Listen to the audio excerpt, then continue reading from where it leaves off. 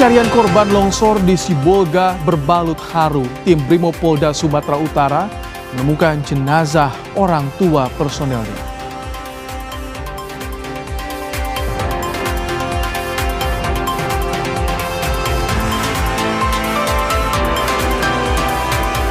Jembatan lintas nasional putus diterjang banjir. Pasokan BBM di Kabupaten Biren, Aceh terganggu.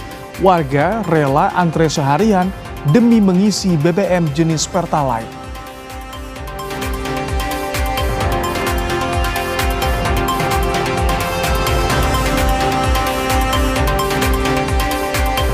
Sekitar 6 jam lebih diperiksa KPK terkait dugaan korupsi dana iklan Bank BJB.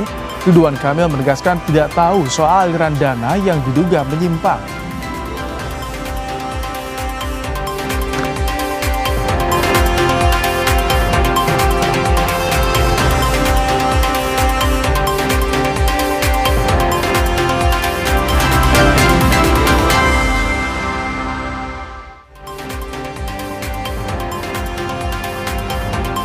Halo, selamat malam saudara. Anda kembali menyaksikan program Kompas Malam bersama saya Rahmat Ibrahim. Selain 3 informasi tadi, kami juga masih memiliki informasi lainnya untuk Anda di malam hari ini. Inilah Kompas Malam selengkapnya.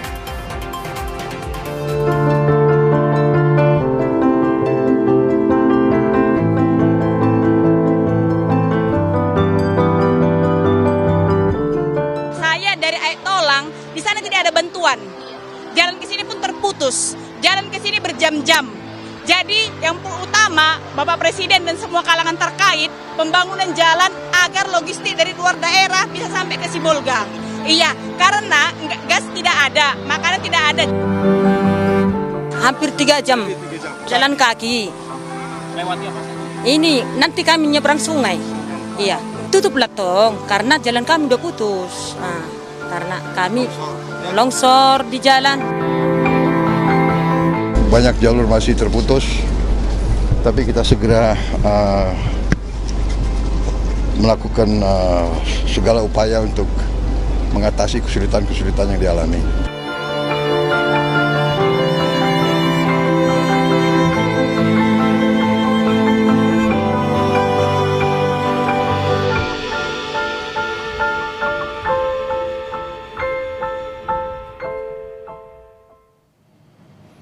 Seorang warga merekam situasi di permukimannya di Dusun Bidadari, Desa Lubok Pusaka, Kabupaten Aceh Utara yang porak-poranda setelah diterjang banjir bandang.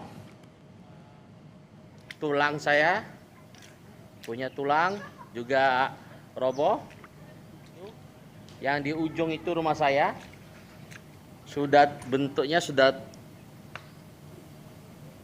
bentuknya nggak. Saiful Ansori menunjukkan rumah paman dan rumahnya yang rusak parah dengan timbunan material lumpur yang tebal. Menurutnya, ketinggian banjir bandang saat 26 November lalu mencapai 12 meter.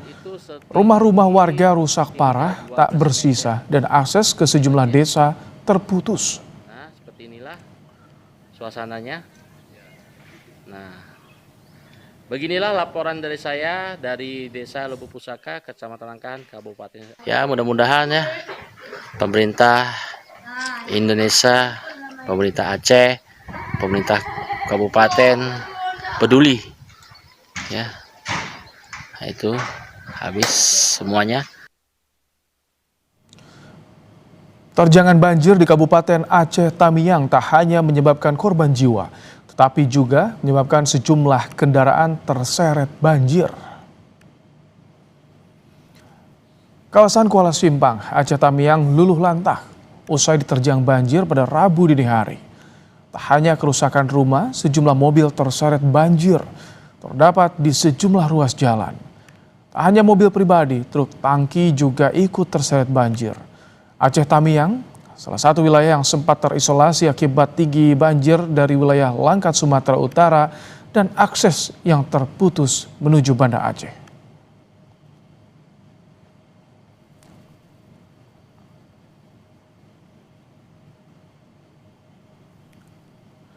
Warga Aceh Tamiang yang terjebak banjir mengungsi dengan cara menumpang truk. Mereka mengungsi dengan membawa barang seadanya. Ada juga kendaraan yang membawa bahan kebutuhan pokok yang mencoba melintasi banjir. Warga mengaku bertahan dengan makanan seadanya.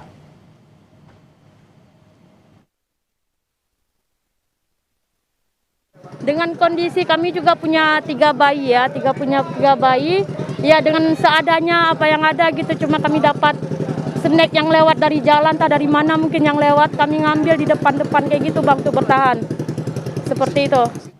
Banjir yang melanda sejumlah kawasan di Kabupaten Aceh Tamiang memaksa ratusan warga meninggalkan rumah mereka ke Gor Aceh Tamiang yang sebagian masih terendam banjir. Banyak warga yang datang dengan kondisi memprihatinkan karena kehilangan sebagian besar barang-barang mereka. Banjir besar yang melanda wilayah Aceh Tamiang membuat ratusan warga harus segera mencari tempat aman. Gedung olahraga Tamiang di Desa Terban menjadi lokasi utama penampungan karena mudah dijangkau dan dinilai aman. Video yang diunggah akun Instagram @langsaku_ menunjukkan kondisi di dalam gor. Terlihat ratusan warga dari sejumlah desa memadati ruangan. Mereka datang dengan membawa barang seadanya mulai dari pakaian, selimut hingga perlengkapan bayi. Kalau pengungsi banyak di Menteri Sosial Saifullah Yusuf menyatakan bantuan untuk korban bencana alam di Sumatera mencapai 25 miliar rupiah. Menurut Mensos, ada lebih dari 500 tenaga tanggap darurat bencana yang turun ke lapangan, membantu evakuasi dan mendirikan dapur umum. Kemensos juga telah mengoperasikan 30 dapur umum yang menyediakan makanan untuk 80.000 porsi setiap harinya.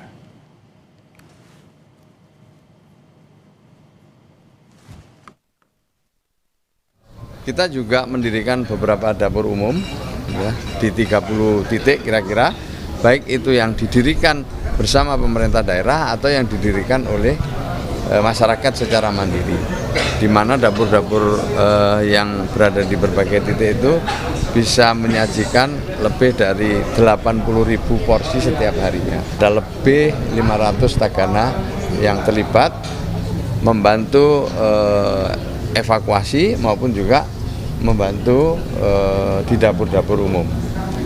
Nah, nilainya itu sudah hampir mencapai 25 miliar secara keseluruhan. Hingga Selasa 2 Desember pukul 20 waktu Indonesia Barat, saudara, berdasarkan data dari Badan Nasional Penanggulangan Bencana atau BNPB, korban meninggal di Aceh, Sumatera Utara dan Sumatera Barat mencapai 744 jiwa dan 551 lainnya hilang. Untuk Provinsi Aceh 218 orang meninggal, sementara 227 orang masih hilang. Untuk Sumatera Utara 301 orang meninggal, 163 orang masih dicari. Dan untuk Provinsi Sumatera Barat 225 orang meninggal, 161 orang hilang. Saudara, untuk mengetahui kondisi pasca banjir di Aceh, kami sudah bergabung bersama dengan jurnalis Kompas TV, ada Mutia Fatia Erlison dan juga juru kamera Iwan Sudirja. Selamat malam Mutia. Mutia, selamat malam. Ya, kita akan coba menghubungi jurnalis Kompas TV Mutia Fatia yang berada di Aceh untuk menginformasikan bagaimana penanganan pasca banjir setelah sepekan banjir menerjang beberapa wilayah di Aceh.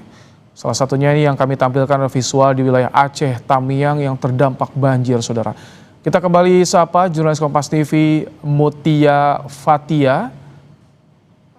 Selamat malam Mutia. Ya, masih belum tersambung. Memang saudara, kami sampaikan kepada Anda bahwa jaringan komunikasi menjadi sesuatu yang krusial saat ini dalam penanganan pasca bencana di wilayah Sumatera, baik itu Aceh, Sumatera Barat dan juga Sumatera Utara.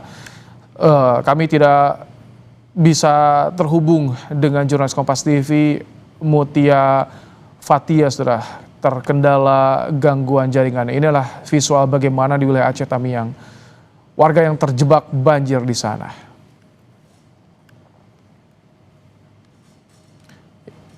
Ya, kita kembali coba sapa jurnalis Kompas TV Mutia Fatia. Selamat malam Mutia. Ya, selamat malam. Mutia, kami lihat bagaimana kondisi warga di Aceh Tamiang, katanya mereka belum tersentuh bantuan. Seperti apa informasi yang Anda peroleh soal distribusi bantuan? Apakah sudah sampai ke Aceh Tamiang saat ini? Ya, baik, terima kasih Ibrahim.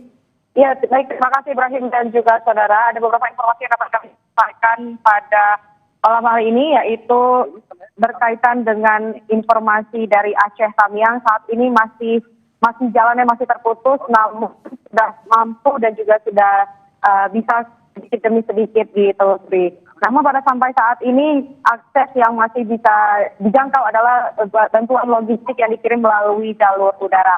Dan juga untuk jumlah korbannya sendiri berdasarkan dari data yang kami dapatkan dari Papan Informasi dari pemerintah Aceh sendiri menyampaikan bahwasanya ada sekitar 1.435 orang yang mengalami luka ringan, 407 orang yang mengalami berat, dan 20 orang yang dinyatakan hilang. Serta untuk orang yang meninggal itu sekitar 249 orang, yang juga ada 28 orang di Acehnya berasal dari Kabupaten Aceh Tamiang. Selain daripada itu juga, sekarang dapat kami sampaikan pula untuk evakuasi menurut data sementara yang kami dapatkan, ada semakin banyak korban yang belum terevakuasi dengan baik. Namun akibat banjir tersebut juga belum surut, terutama di kawasan Aceh Tamiang. Ada beberapa yang masuk melalui logistik yang memang disampaikan melalui jalur udara dari beberapa bantuan. Namun untuk yang dari jalur udara itu sendiri masih dikhawatirkan akan hancur dan memiliki resiko yang berat karena harus melalui jalur udara dan dilempar. Sedangkan untuk jalur laut itu sendiri, bantuan dikirimkan ke Banda Aceh, kemudian juga ke Losmawe, Aceh Utara, dan juga Aceh Timur. Selain daripada itu juga, saudara, kami menyampaikan pula bahwasanya untuk logistik yang dikirimkan melalui jalur udara itu sendiri sudah sampai pada Kabupaten Gayo Lues, Aceh Tengah, Bener Meriah, Nagan Raya, dan juga baru-baru ini bisa disampaikan ke Aceh Tamiang yang memang kondisi dampak terparah saat ini. Mungkin begitu. Mutia, bagaimana upaya untuk bisa membuka jalur lewat darat yang masih terisolasi? Apakah ada upaya khusus misalkan dikerahkan pompa air agar banjir segera surut, atau seperti apa upaya yang dilakukan di sana? Ya, baik. Terima kasih Ibrahim. Untuk sementara ini informasi yang kami dapatkan bahwasanya masih harus ditelusuri karena memang untuk ketinggian lumpur sendiri itu berjarak 3 meter yang masih menumpuk, dan juga dari rumah warga sendiri masih sangat sulit untuk ditelusuri. Dan hampir untuk saat ini yang jalur darat masih terputus, namun sedikit demi sedikit mulai untuk bisa terjamah dengan bantuan para logistik maupun relawan yang datang ke sana. Cuaca di sana saat ini bagaimana, Mutia? Kalau untuk cuaca di sini saat ini sudah mulai panas dan juga stabil, namun dampak dari cuaca yang kemarin terjadi masih sangat parah. Untuk sekarang hujan tidak lagi turun, namun sudah mulai terisolir untuk setiap kabupaten dan juga kota. Kalau untuk warga di Aceh Tamiang masih satu persatu dievakuasi keluar wilayahnya untuk bisa segera mendapatkan bantuan sejauh ini? Untuk dari bantuan yang bisa didapatkan saat ini masih terjamah melalui jalur udara, karena untuk jalur daratnya sendiri masih sulit dan belum bisa ditelusuri lebih dalam lagi. Karena masih jalur yang terputus dan juga masih dengan lumpur yang berkisar ketinggian 1 sampai dengan 3 meter. Bantuan apa yang saat ini mendesak pengungsi korban banjir butuhkan, Mutia? Baik, bantuan yang saat ini diterima dari mereka adalah berupa makanan dan juga pakaian serta obat-obatan. Namun memang ada beberapa daerah, memang ada beberapa korban yang belum merata mendapatkan bantuan makanan maupun obat-obatan di sana. Baik, terima kasih Mutia Fatia Arlison menyampaikan langsung informasi penanganan pasca banjir di wilayah Aceh. Selamat bertugas kembali, Mutia. Pencarian korban longsor di Sibolga, saudara, berbalut haru. Tim Brimopolda Sumatera Utara menemukan jenazah orang tua personelnya.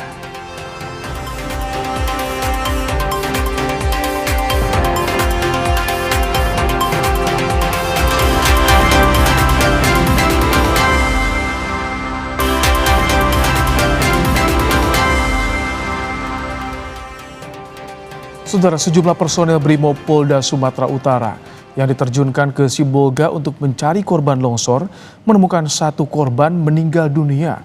Ternyata jasad yang ditemukan merupakan orang tua personel Brimob.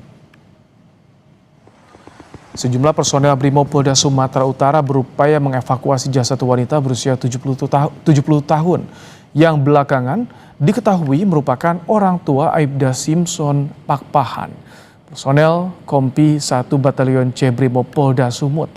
Aibda Simpson bertugas di wilayah Tapanuli Tengah dan orang tuanya ditemukan oleh teman-temannya yang ditugaskan melakukan pencarian. Jasad korban ditemukan di reruntuhan material longsor dan kemudian dibawa ke rumah sakit menggunakan ambulans.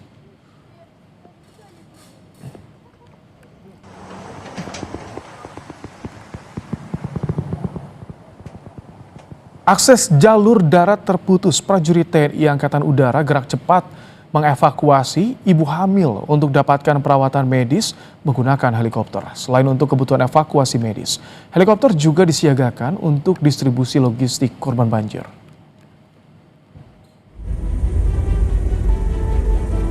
Sigap, cekatan, dan penuh kehati-hatian, prajurit TNI Angkatan Udara mengevakuasi seorang ibu hamil untuk keluar dari kampungnya demi mendapatkan perawatan medis. Di Bandara Maliko Saleh, sebuah helikopter Karakal H225M dengan nomor registrasi HT7205 sudah siaga mengangkut korban. Evakuasi melalui jalur udara ditempuh karena akses jalur darat terputus akibat bencana banjir. Setelah keluar dari kampungnya di Desa Lokop, Aceh Timur, ibu hamil ini langsung dibawa menuju puskesmas untuk mendapatkan perawatan medis. Selain untuk kebutuhan evakuasi medis korban banjir, helikopter yang disiagakan TNI Angkatan Udara juga diperuntukkan menyalurkan bantuan logistik yang dibutuhkan oleh korban banjir. Armada udara dikerahkan untuk mengatasi terputusnya distribusi bantuan lewat jalur udara. Setelah kita data kebutuhan masyarakat di mana saja, nanti kita akan pilah-pilah mana daerah-daerah yang memang bisa dilalui oleh transportasi darat. Namun apabila itu tidak bisa, kita akan dorong logistik itu melalui udara dengan helikopter yang kita standby-kan oleh TNI Angkatan Udara. Hingga kini tim SAR gabungan terus berupaya membuka akses wilayah yang terisolasi untuk membuka jalur evakuasi dan distribusi bantuan. Tim Liputan, Kompas TV.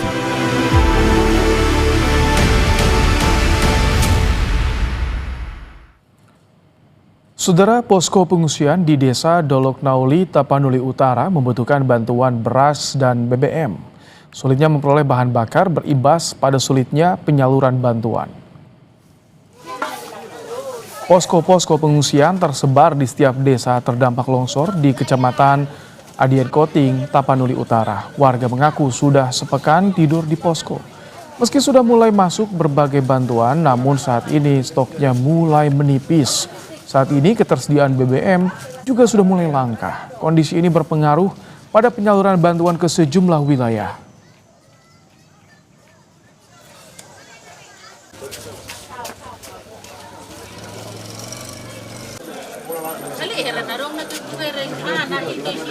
Kami makan dari dapur umum, kerja kami belum. Kondisi makanan, minuman, gimana Bu? Mencukupi nggak Bu? Sederhana. Baguslah dikasih orang dapur. Pengiriman bantuan terus dilakukan dengan menargetkan seluruh daerah terdampak bencana longsor dan banjir di Sumatera Utara. Penyaluran bantuan ke dua daerah terisolasi di Sumatera Utara dilakukan menggunakan helikopter BNPB. Bantuan yang disalurkan berupa bahan makanan siap saji dan kebutuhan dasar lainnya. Bantuan didrop dari udara karena akses melalui jalan darat masih terputus.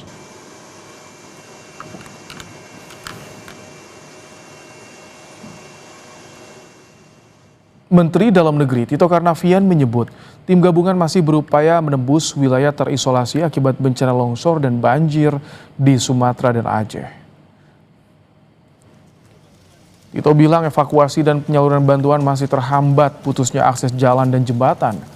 Pengiriman bantuan dilakukan melalui jalur udara. Tito juga memastikan pemerintah terus memasok BBM dan logistik ke berbagai daerah terdampak bencana.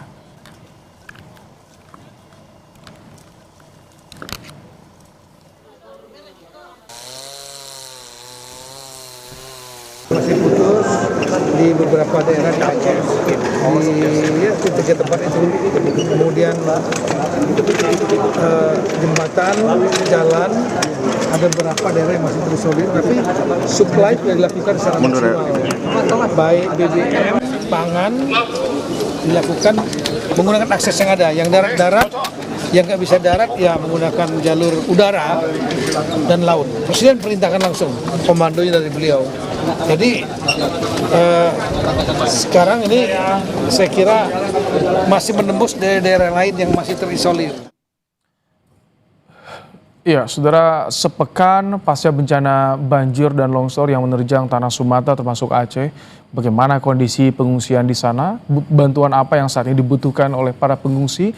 Saat ini kami sudah bersama dengan Fatwa Iqbal Sihombing, salah satu pengungsi di Tapanuli Selatan. Selamat malam, Pak Fatwa. Selamat malam, Pak Ibrahim. Baik, sudah dapat bantuan untuk wilayah Anda, tempat Anda mengungsi saat ini, Pak Fatwa?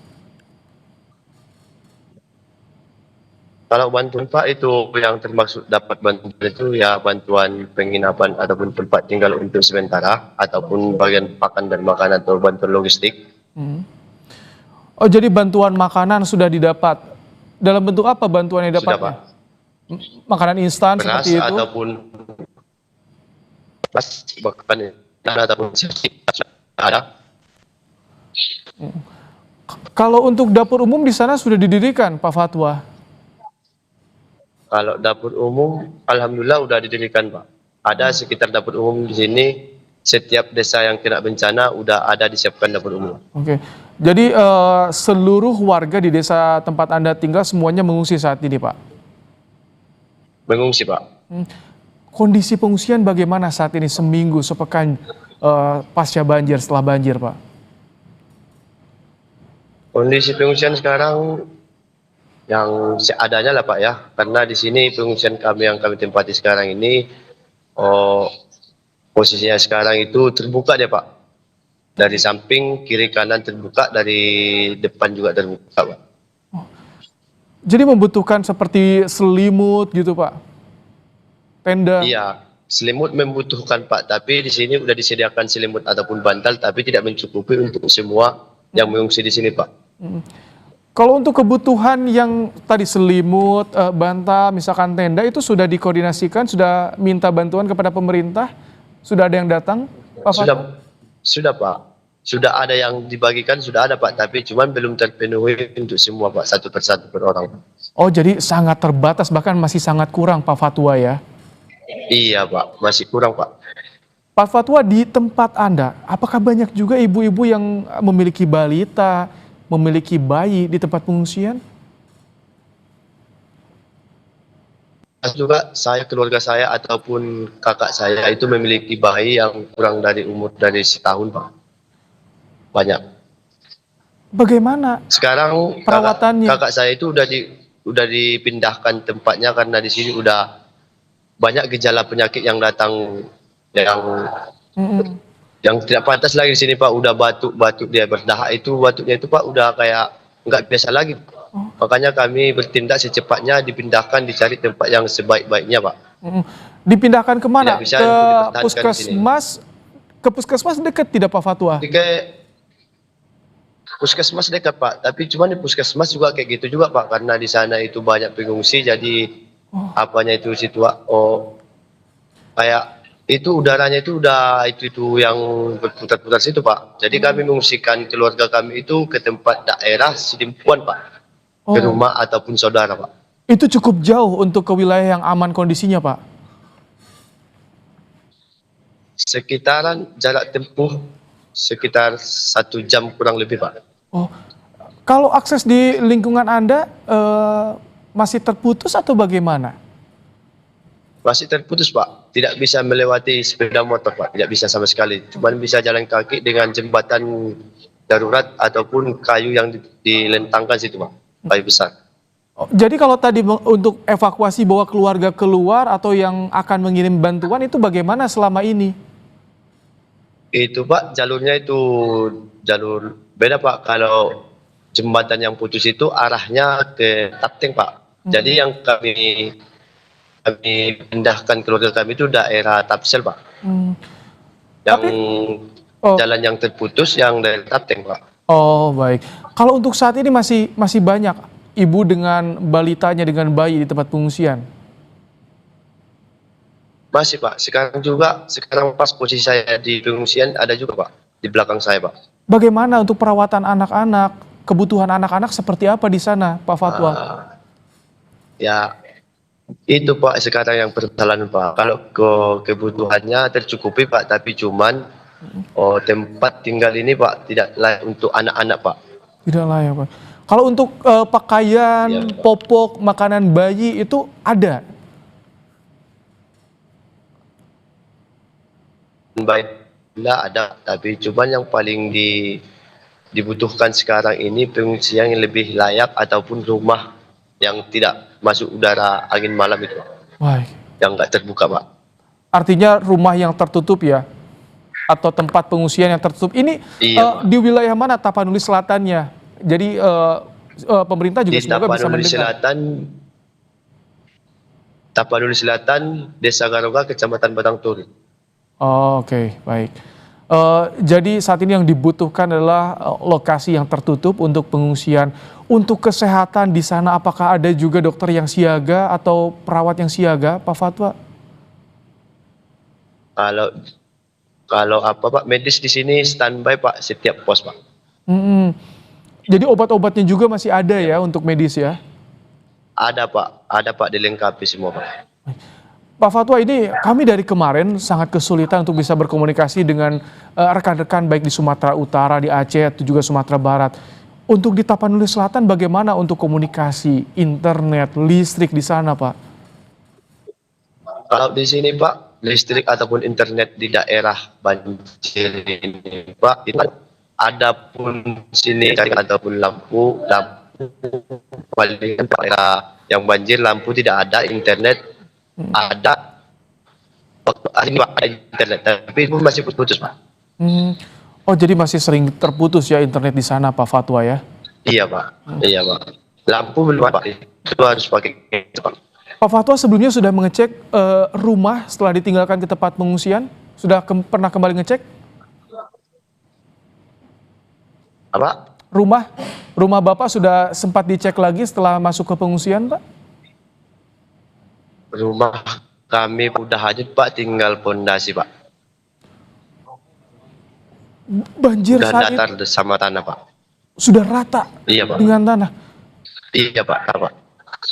Lebih dari setengah rata semua rumah di kampung kami itu udah tidak bisa dipakai lagi Pak. Kebanyakan udah datar setara dengan pondasi Pak. Ataupun tidak tahu jejak tempat di rumahnya dari mana Pak. Terus kalau misalkan semua rumahnya rata dengan tanah penduduk desa itu Pak, kedepannya bagaimana Pak? Nasib Bapak dan keluarga ke depan seperti apa rencananya Pak? Bantuan dari pemerintah. Itulah yang kami butuhkan dari pemerintah. Kami membutuhkan untuk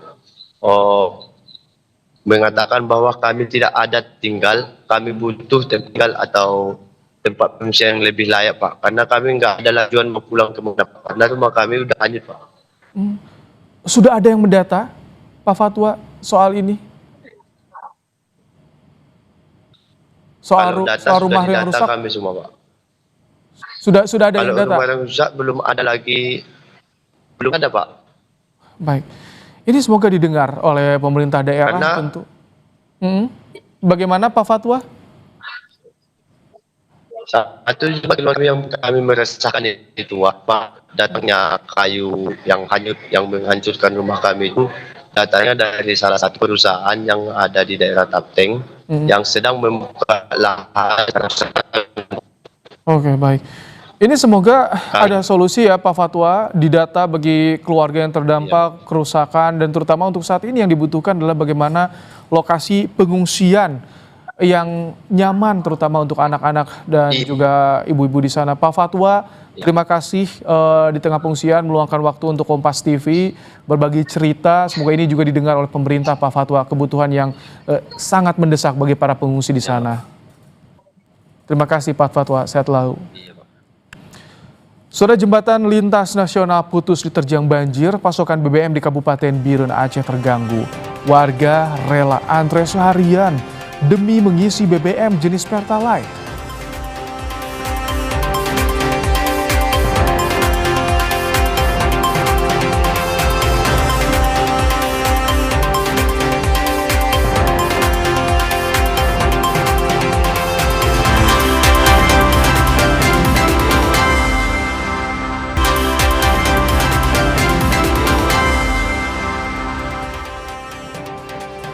Antrean BBM terjadi di Tapanuli Utara, Sumatera Utara. Terlambatnya pasokan bahan bakar membuat antrean panjang terjadi di sejumlah SPBU di wilayah ini.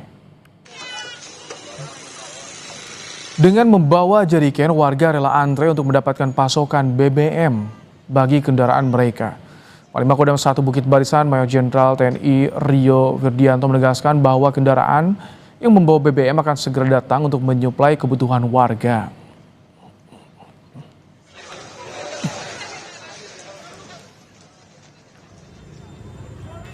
Sementara itu, dalam sepekan terakhir pasokan BBM di Kabupaten Biren Aceh berhenti karena jembatan lintas nasional putus diterjang banjir. Warga rela antre seharian demi mengisi BBM jenis Pertalite. Salah satu antrean panjang terjadi di SPBU Kecamatan Juli, Kabupaten Biren Aceh. Antrean ini terjadi sejak 2 hari terakhir karena pasokan BBM dari Depot Leksmawe berhenti sejak banjir bandang.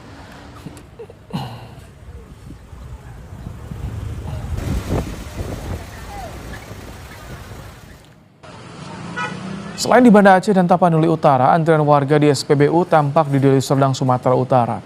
Antrean tampak di salah satu SPBU di kawasan Deli Serdang. Salah seorang warga bahkan mengaku sudah mengantre lebih dari 3 jam.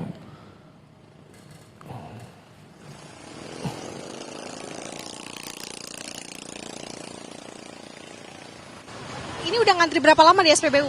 3 jam. 3 jam. SPBU ini apa sempat nyarinya SPBU seluruh Sumatera. Dari masuk Kota Madia Medan sampai Deli Serdang. Kayak gini semua. Rata-rata ngantri 3 jam. Kepala Badan Pengaturan BUMN sekaligus COO Danantara Dodi Oskaria menjamin ketersediaan pasokan BBM dan LPG di daerah bencana di Sumatera. Dodi juga mengimbau warga di Sumatera tetap tenang, jangan panik menghadapi situasi darurat bencana di Sumatera.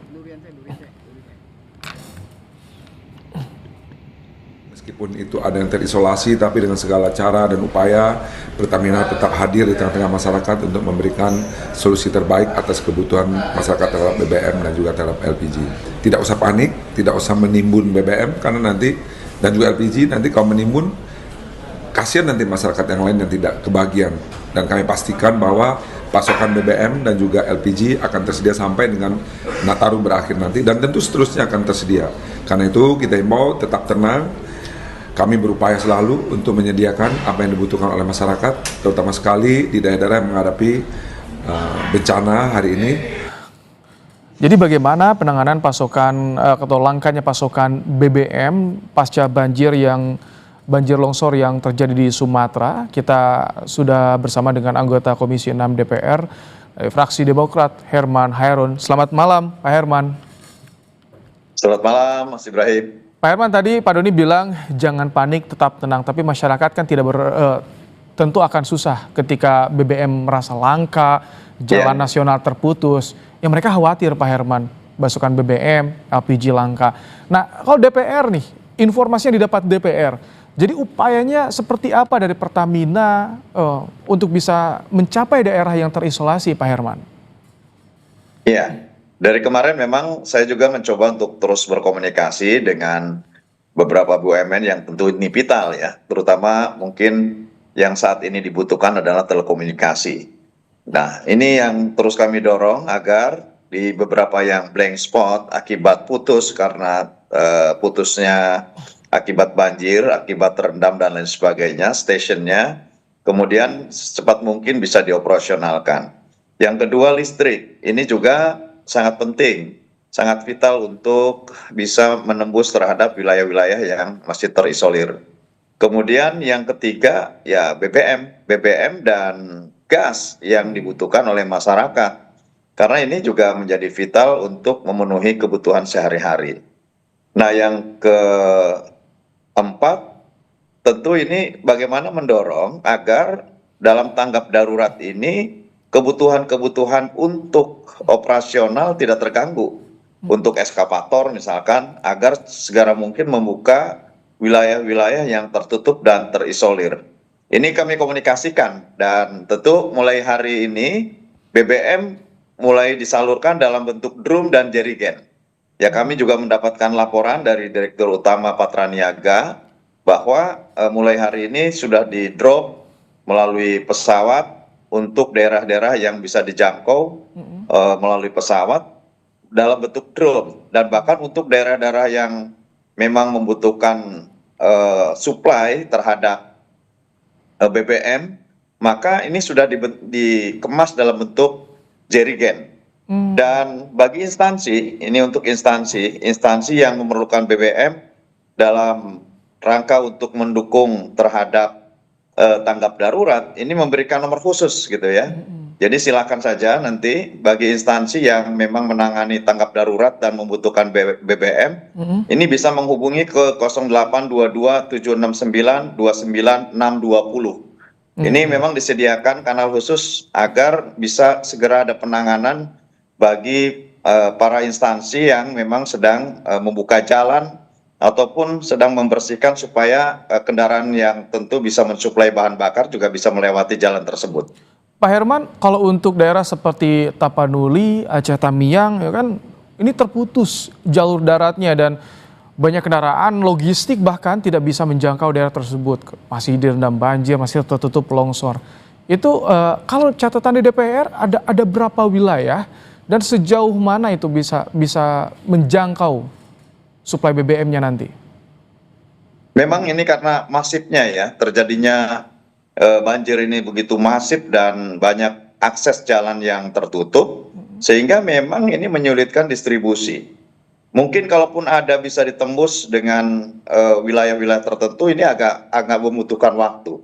Namun yang paling penting betul apa yang dikatakan oleh Pak Doni Oskaria adalah kita harus tenang dan agar tidak kemudian menimbun bahan bakar yang mereka miliki. Karena dari sisi stok ini mencukupi, ya, dari sisi stok untuk nasional mencukupi, dan sekarang karena memang ada prioritas untuk tanggap darurat, maka saya sudah komunikasi dengan Direktur Utama Patraniaga, semua sekarang dimobilisasi untuk masuk ke wilayah-wilayah yang terisolir dalam bentuk apapun gitu ya. Tadi seperti yang saya sampaikan, selain nanti suplai tentu secara reguler tetap dikirim, jika memungkinkan masih bisa menembus area-area tertentu dengan kendaraan yang biasa disuplai setiap hari. Ini sekarang sudah mulai di-drop melalui drum maupun jerigen ya, dengan menembus wilayah-wilayah tersebut.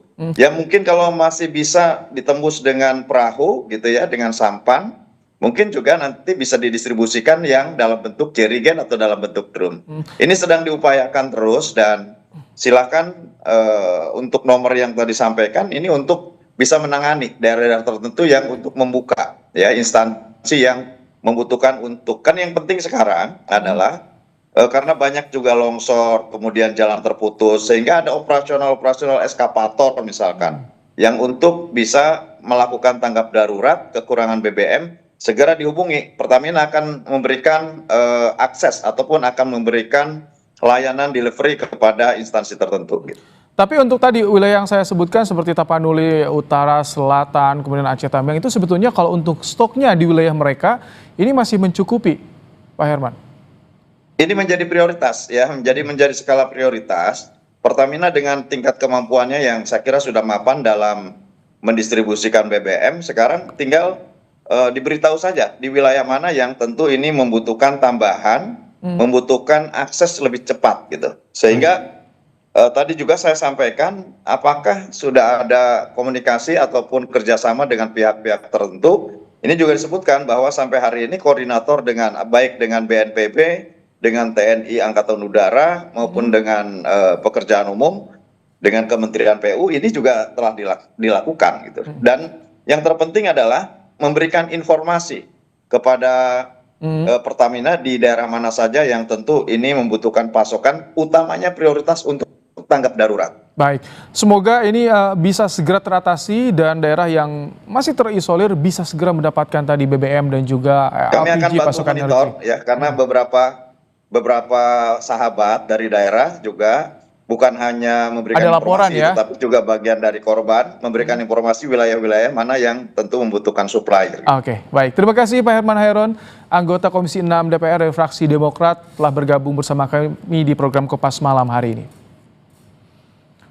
Saudara, sekitar 6 jam lebih diperiksa KPK terkait dugaan korupsi dana iklan Bank BJB, Ridwan Kamil menegaskan tidak tahu soal aliran dana yang diduga menyimpang.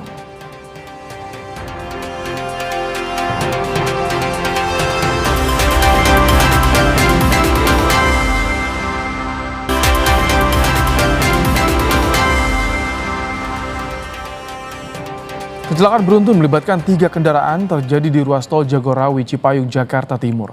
Akibatnya arus kendaraan daerah Jakarta menuju Bogor sempat mengalami kemacetan panjang. Mobil pickup ringsek usai terlibat kecelakaan beruntun di ruas tol Jagorawi kilometer 12 Cipayung. Saksi mata menyebut insiden berawal dari mobil pickup yang melaju dari arah Jakarta menuju Bogor menabrak truk di depannya. Mobil pickup tersebut kemudian ditabrak kembali oleh truk kontainer di belakangnya. Pengemudi pick-up yang sempat terjepit telah dievakuasi dan dibawa ke rumah sakit untuk mendapat perawatan medis.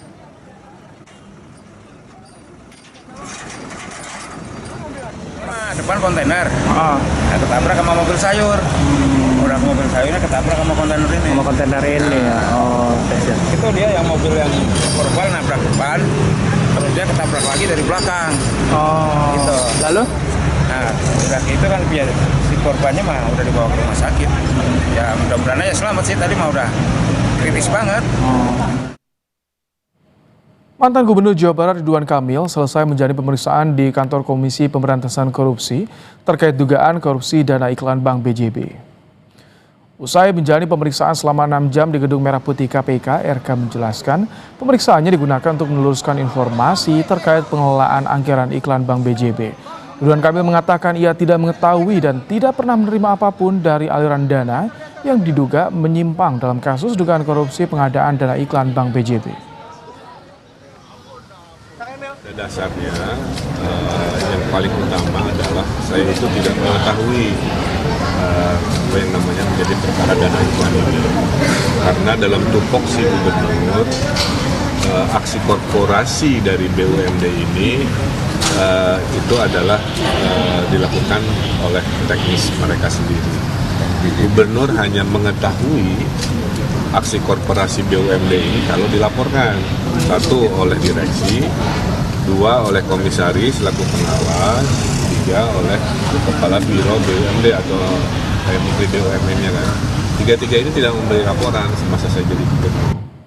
Protes rancangan anggaran pemerintah untuk tahun 2026 warga di Sofia, Bulgaria terlibat bentrok dengan polisi.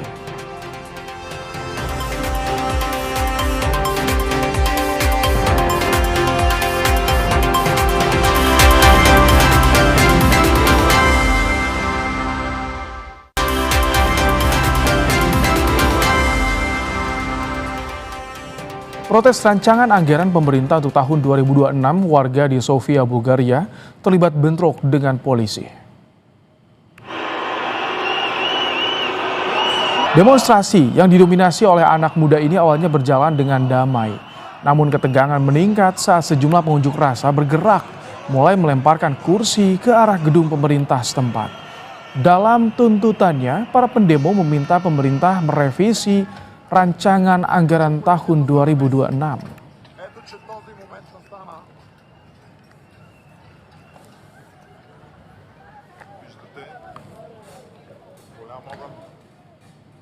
Saudara, terima kasih telah menyaksikan Kompas Malam hari ini. Pastikan secangkir kopi gula aren menemani waktu istirahat Anda.